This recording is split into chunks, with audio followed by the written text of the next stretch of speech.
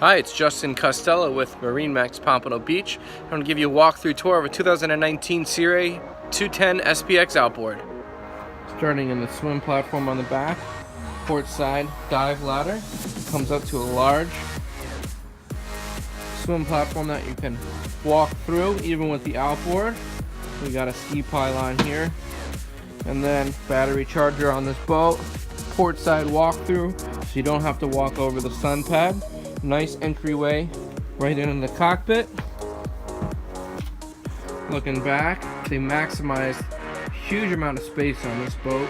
It's a 21-foot boat that you can comfortably fit between 10 and 12 adults. Nice sun pad on the back, and this will lift up. Because this is an outboard, now you have tons of storage all down here. Dual captain's chairs,